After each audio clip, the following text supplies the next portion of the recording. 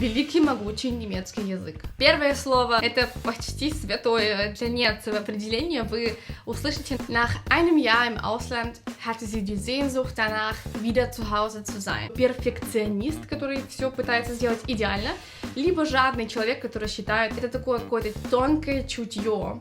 Нет, оно ничего не имеет общего с ослом и с мостом, как можно было бы подумать, если переводить слово дословно. Привет!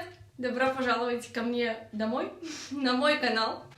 С вами Катя Гомес. Сегодня мы продолжаем говорить о немецком языке, а точнее о 12 уникальных словах в немецком языке, которых вы не найдете в русском. Так что делайте себе вкусный чай, усаживайтесь поудобнее и поехали!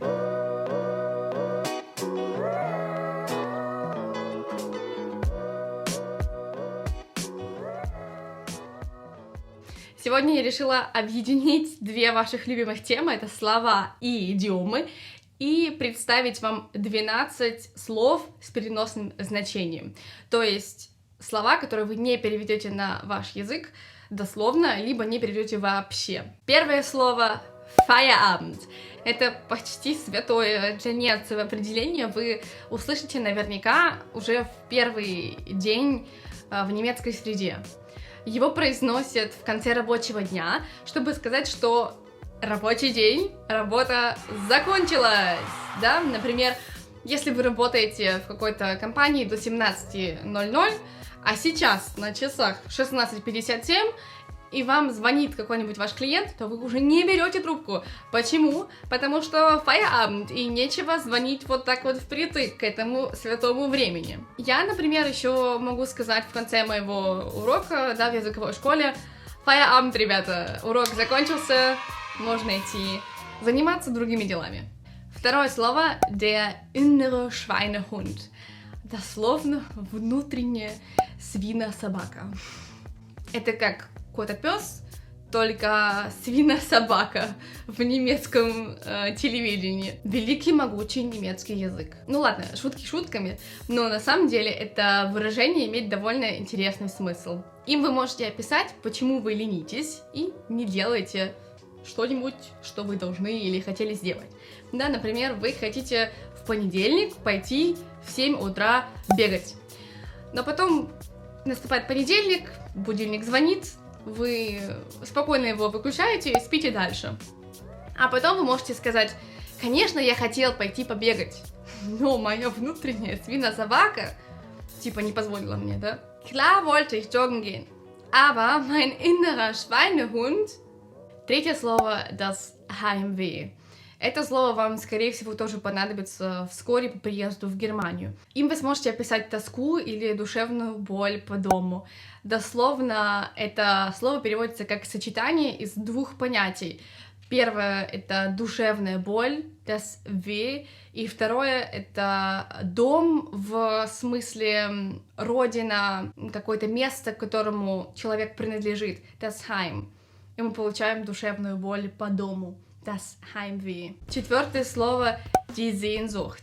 Неудержимое влечение, die Sucht — увидеть, sehen. Пример. Nach einem Jahr im Ausland hatte sie die Sehnsucht danach, wieder zu Hause zu sein. После 1 года, проведенного за границей, она жаждала вернуться домой. Die Sehnsucht переводится здесь как жажда. Пятое слово — die Wanderlust. Дословно переводится как желание, Lust, к странствованию или походам, das Wandern. У этого слова есть синоним, альтернативу которому вы тоже не найдете в русском, и это das Fernweh, душевная боль, weh по расстоянию, die Ferne. Пример. В это время короны у меня проснулась жажда к путешествиям. In diesen Zeiten von Corona habe ich starkes Fernweh bekommen. Тут тоже можно сказать: in diesen Zeiten von Corona habe ich Wanderlust bekommen. Шестое слово — das Weichei. Дословно мягкое, нежное, гибкое яйцо. Я думаю, тут тоже, в принципе, можно догадаться, о чем идет речь. Перевести на русский его можно словом «слабак» или «неженка». Например, если вся группа прыгает в воду с 2-метрового камня, а вот один человек не прыгает, то его могут по-русски назвать слабаком, а по-немецки нежным яйцом. 7 слово der oder das Kuddelmuddel. Атмосферное слово, правда? Оно переводится как хаос. Но не такой стрессовый хаос, да, который приносит какое-то чувство неудовлетворения, а такой удобный хаос, к которому мы уже привыкли, который не приносит нам особого стресса, да.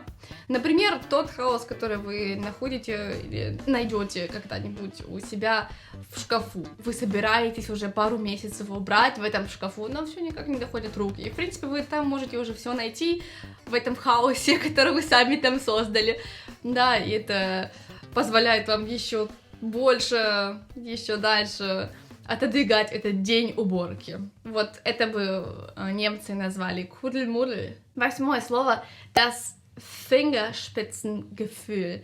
Чувство кончиков пальцев. Это такое какое-то тонкое чутье, чувствительность, чувство такта и сопереживания в отношениях с людьми. Мы можем употребить это слово в следующем контексте. Для того, чтобы построить свою фирму, нам нужны не только знания, но и тонкое чутье. Um ein Unternehmen zu gründen, braucht man nicht nur Kenntnisse, sondern auch Fingerspitzengefühl. 9 слово das Kopfkino. Это слово мы можем употребить, когда мы, например, слышим какой-то звук, странный звук или обычный звук откуда-нибудь, да, снаружи. И автоматически мы представляем к этому звуку какую-то ситуацию. Так вот, эта ситуация, то, что мы представляем в нашей голове, это то самое Kopfkino, то самое кино в голове. 10 слово, мое любимое из этого списка, die Eselsbrücke. Нет, оно ничего не имеет общего с ослом и с мостом, да, с ослиным мостом, как можно было бы подумать, если переводить слово дословно. Eselsbrücke — это наименование всем нам известного приема запоминания слов, а именно по фразе, в которой первая буква каждого слова является первой буквой тех слов, которые мы пытаемся запомнить. Самый наглядный пример: каждый охотник желает знать, где сидит фазан. Оказывается, мы с самого детства запоминали цвета радуги не по какой-нибудь фразе, которая пришла кому-нибудь в голову, а по приему ослиного моста. Немцы, например, запоминают еще по этому приему направление света. Nie ohne Seife waschen. Никогда не мыть без мыла. Nie — никогда. Norden — север. Ohne Osten — восток. Seife — Süden, юг. Waschen — Westen, запад. Еще они таким же образом запоминают последовательность гитарных струн. Eine alte Dame ging Hering essen. Старушка пошла есть селедку. И А, Д, Г, Х, Е. Да, eine alte Dame ging Hering essen. Да. Причем здесь осел, я не знаю, не спрашивайте. Но если это знаете вы, то обязательно делитесь вашими знаниями в комментариях. Мне будет очень интересно узнать, причем здесь осел. И я думаю, другим подписчикам и зрителям тоже будет интересно почитать. Так что в комментарии. Кстати, ребят, большое спасибо за ваши вопросы о том, как у нас дела, здоровье, все ли хорошо. На прошлой неделе я рассказывала о том, как нас заставили, да, грубо говоря, заставили сдавать тест на коронавирус из-за обычной простуды, при этом совершенно бесплатно. Ссылку на это видео оставляю вверху. Наш тест, да, результаты теста на коронавирус оказались негативными, слава богу. Мы выздоровели, и теперь можно начинать снова активную жизнь. 11 слово — das Bauchgefühl. Der Bauch, живот, Gefühl, das Gefühl, чувство из живота. Я думаю, здесь тоже легко догадаться, что речь идет об интуиции, о таком предчувствии, да, внутреннем чувстве, которое нам подсказывает в правильные моменты, какое решение следует принять. Например, ich weiß nicht, was ich mit dem Angebot machen soll. An sich hört sich das super an, aber mein Bauchgefühl sagt mir, dass ich es ablehnen soll. Я не знаю, что мне делать с этим предложением. В принципе, оно звучит очень круто, но мое внутреннее чувство, моя интуиция подсказывает мне, что от него следует отказаться. Здесь тоже есть такое интересное выражение в немецком «eine Nacht über etwas schlafen», переспать ночь еще о чем-то, да. В русском тоже есть похожая фраза. И в русском и в немецком она значит, что нужно еще подумать какое-то время, да, еще ночь передумать, переспать, чтобы потом принять решение. Например, ich habe eine Wohnung gefunden, die ich mieten könnte. Sie sieht super aus, aber ich müsste doch noch eine Nacht drüber schlafen. Да, я нашла прекрасную квартиру для съема. Она выглядит отлично, но мне нужно вот еще ночь переспать, подождать, чтобы потом принять решение. И последнее слово — der Erbsenzähler. Человек, который считает горох. Это может быть либо перфекционист, который все пытается сделать идеально, либо жадный человек, который считает каждую копеечку, каждый цент. Конечно, это далеко не все уникальные слова в немецком языке. Я уверена, что вы знаете еще как минимум парочку, и поэтому прошу вас поделиться вашими уникальными словами в комментариях, чтобы они стали полезными не только для вас, но и для всех нас.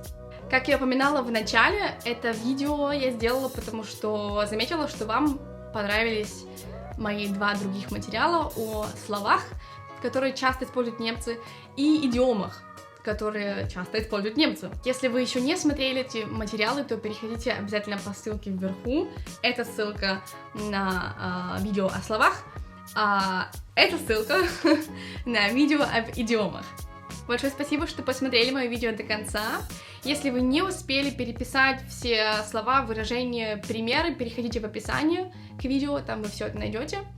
Я желаю вам продуктивной недели и до новых встреч. Пока!